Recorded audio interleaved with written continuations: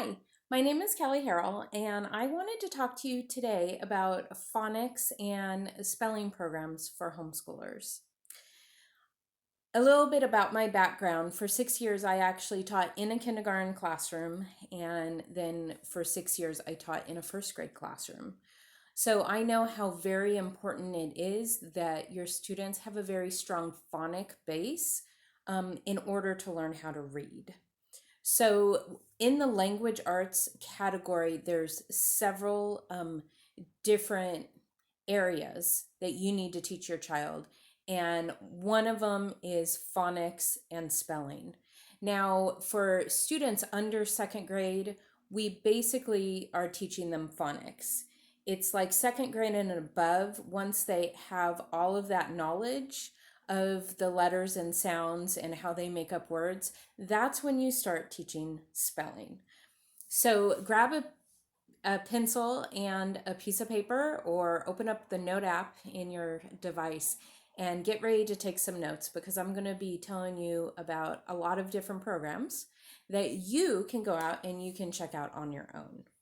So in the area of phonics, one of the programs that I used with my daughter and my son was Sing, Spell, Read, and Write. Sing, Spell, Read, and Write. That is a great program for auditory learners because the students will actually learn songs that teach them all the rules of phonics.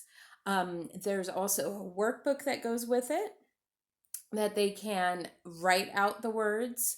And so it gives them that practice. And there's also a set of phonetic readers that go along with whatever the targeted sound is that they're learning. Now, Sing, Spell, Read, and Write is actually a pre-K through second grade program. And so you can actually purchase the entire kit, and that will get you through those most important years.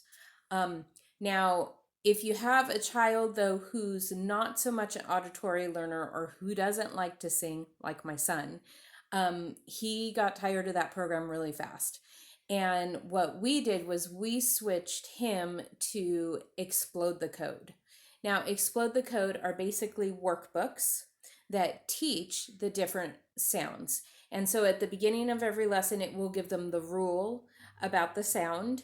And then within the lesson itself, over a course of about 5 different worksheets, so you can do one lesson in about a week, it reinforces those sounds that they're learning. And sometimes it's pictures and they write the words, and sometimes it's circling the letters that make up the word. So that's more of a worksheet based program, so it's more visual. A kinesthetic program for phonics is called Zoo Phonics. I actually taught that one when I was teaching first grade. Now, what makes it kinesthetic is the whole body movements. Okay, so kinesthetic is learning by doing. So, for example, every sound, not only do they have a picture with an animal that goes with it, so it's visual, and it's auditory because there's a rhyme that goes with it, like Bubba Bear eats the honey and says buh, buh, buh. But then there's also motions, Bubba Bear, buh, buh, buh. And that's the bear getting the honey. And so that's the kinesthetic part that brings it in. That is a very comprehensive program as well. Again, it's going to use your visual, your audio, and your kinesthetic motions, and so it's good for all of those learners. And I don't think that they have an online portion, but I could be wrong. The other phonics program that is really good, and a lot of the homeschool families under me have used it, is called All About Reading. All About Reading is very teacher directed. So you are sitting down with your student for about 20 minutes a day going over these lessons. You're interacting with them. It is kinesthetic in the sense that they have letter tiles. And so you are actually teaching them how to make words. And so they're manipulating the tiles. So that makes it kinesthetic. There's no songs, there's no rhymes to go with it. It's just straight out learning what the phonics are. And then there are worksheets to go with it. There are also a set of phonetic readers that go along with it. So um, that is called All About Reading. One of the things to be careful with All About Reading, um, there are different levels, but for first grade, if you look at the different targeted sounds, first graders actually do need to finish level 1 and level 2 curriculum in order, at least in California, to stay up with the state standards. Um, so don't just think that because it says level 1, that means it's first grade and level 2 is second grade, because I've actually had some students get behind because parents made that assumption. Um, there are other online programs such as Starfall. Starfall is a great resource, and there are several free games that students can do online. Starfall is also great for phonics because it helps the students blend the words, and it does help them reinforce the sounds. My daughter actually, her entire pre-K, most of the phonics that we did were on Starfall. And then for Springs Charter School, one of the vendors we pay for is Reading A to Z.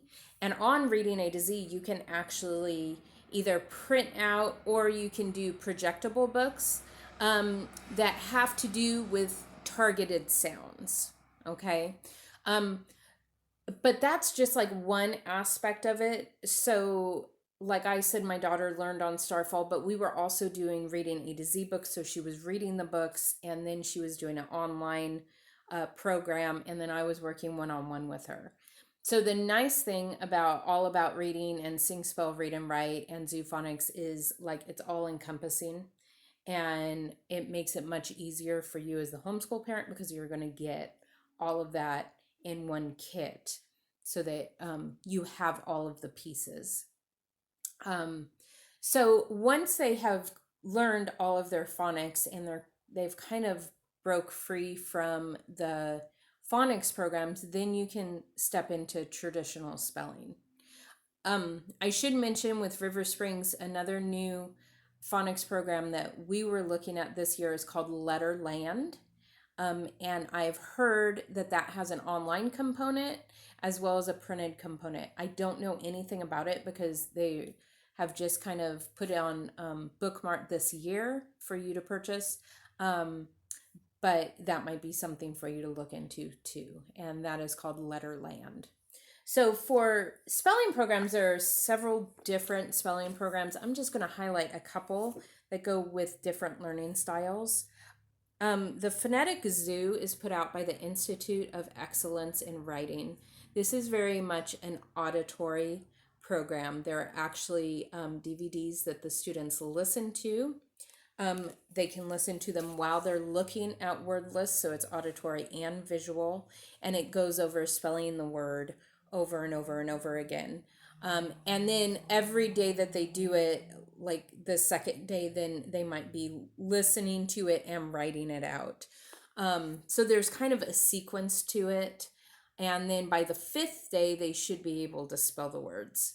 And a good spelling program, what you're looking for is not words that your student can memorize.